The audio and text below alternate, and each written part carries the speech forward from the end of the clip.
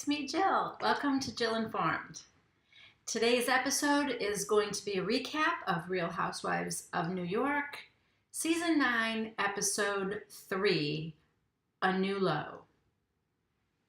This episode is all about the Hamptons.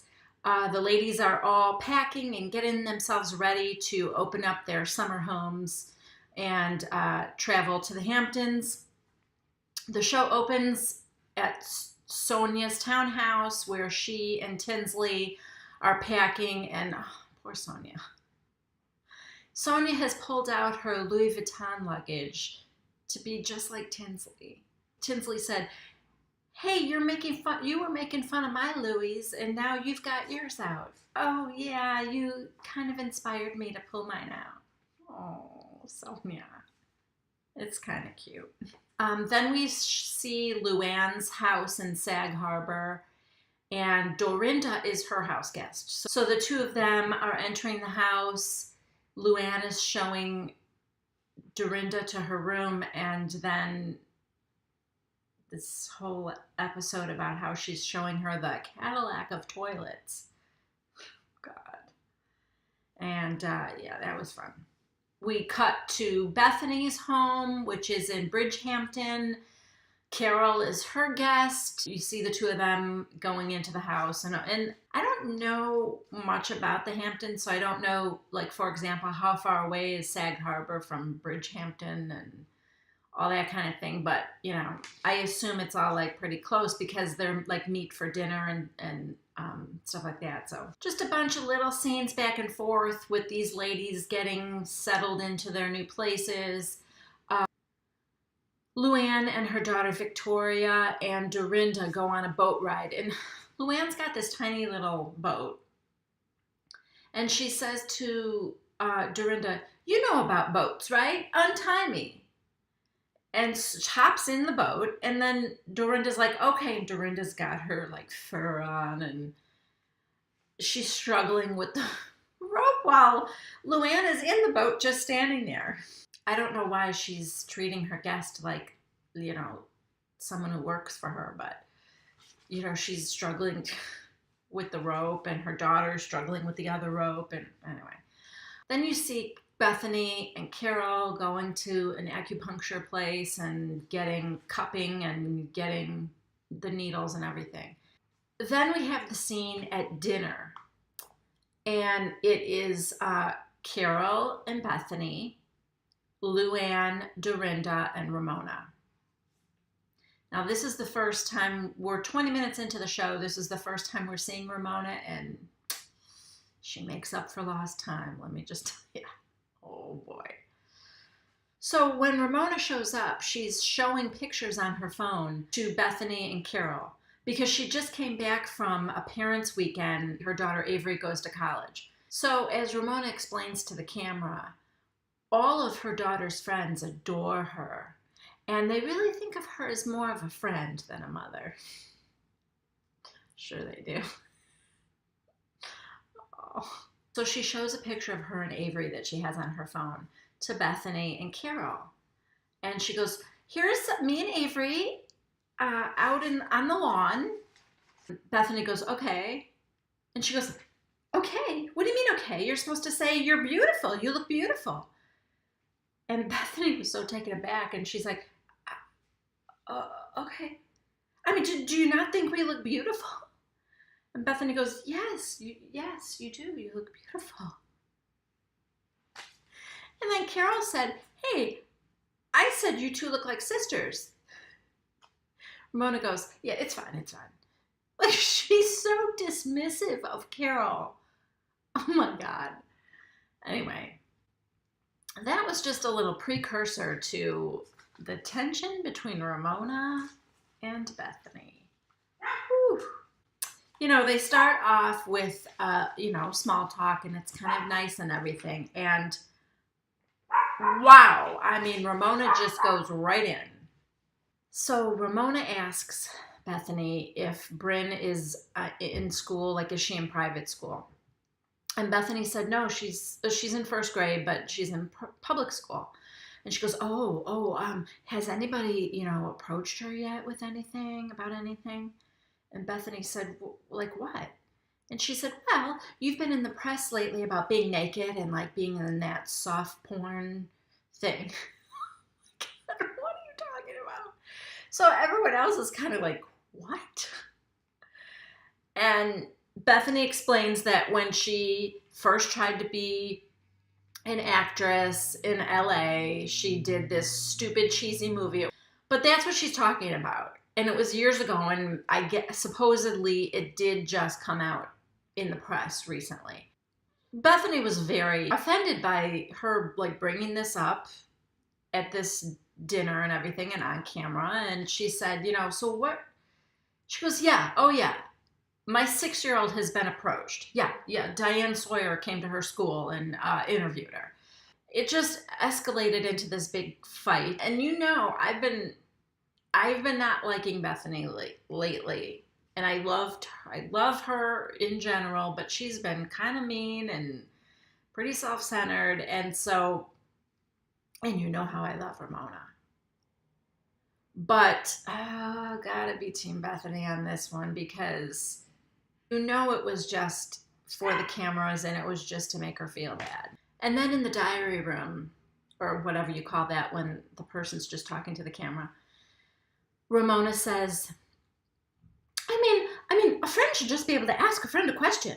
I was just asking a simple question like, has anybody approached her? Has anyone approached her daughter? I mean, it was just a simple question. All she had to do is say, no, she's 6 years old. I think she's too young. But, a person could just ask a question. I mean, let's face it. Bethany was just being a BI. What's a BI? Was she trying to say she was just being a bitch? Or don't you just say she was trying to be a B? But it was like she was starting to spell it, B-I. I don't know, maybe next time she'll just be a B-I-T. And at first, it seemed like Luann and Dorinda were kind of on Bethany's side. And then until Luann kind of got into it with Bethany, and they got into their own little argument, where Luann is saying that Bethany doesn't care about anybody but herself. She didn't even ask me about Tom or my wedding plans or anything.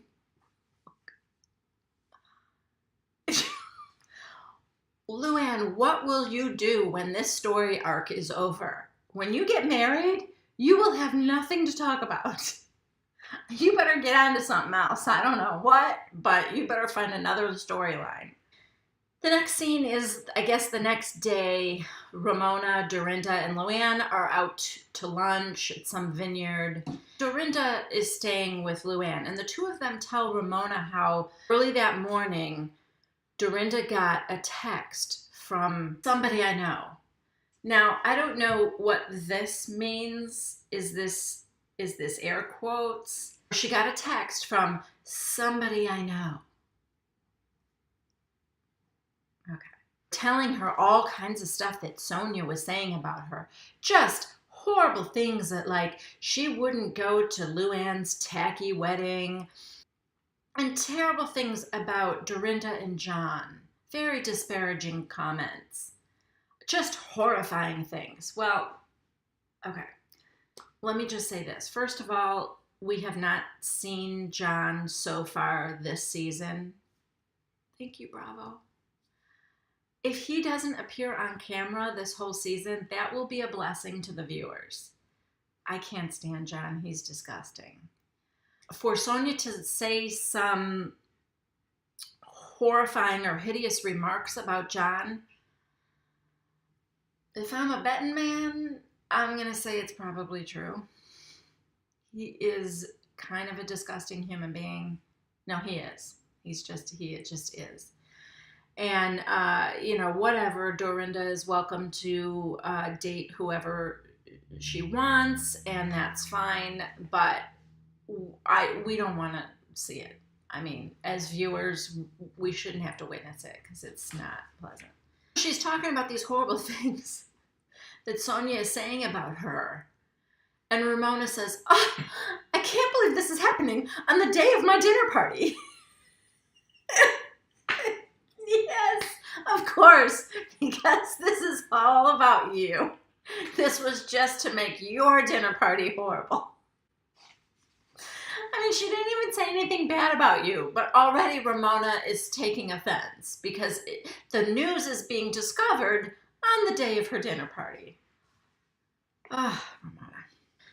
Then Dorinda makes this very odd comment about Sonia. She says, and I quote, "She's got a hard-on for me, and now I've got a hard-on for her too."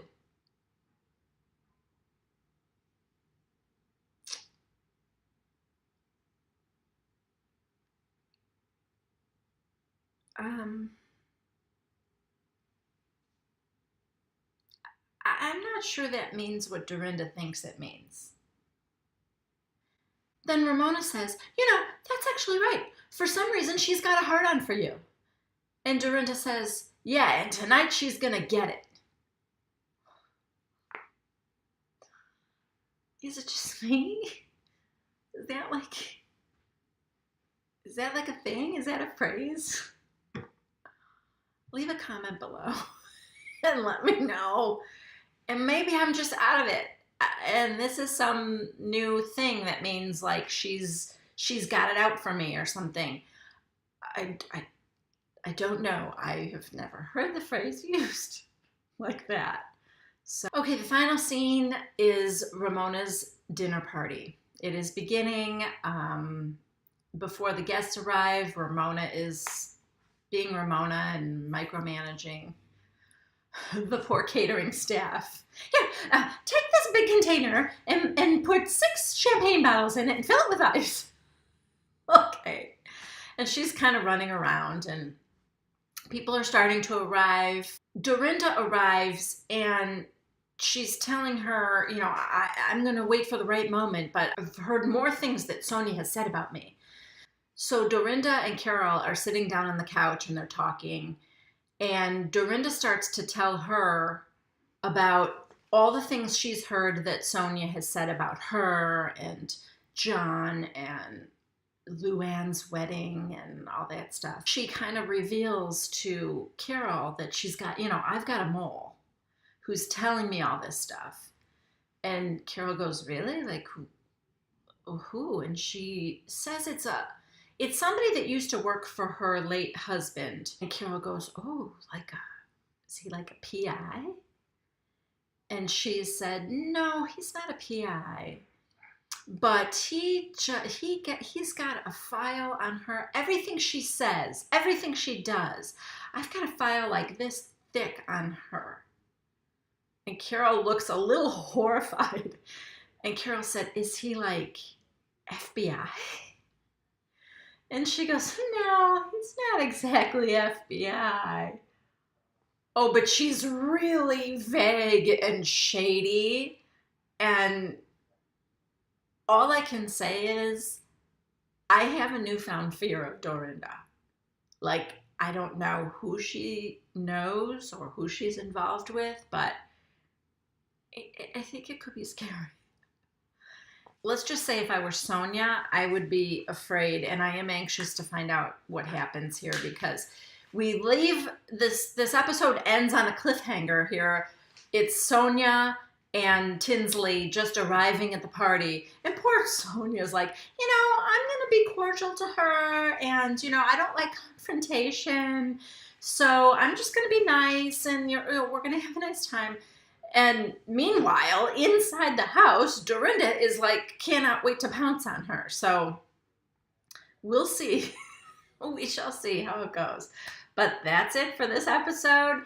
Thanks for watching, and I'll see you next time. Bye-bye.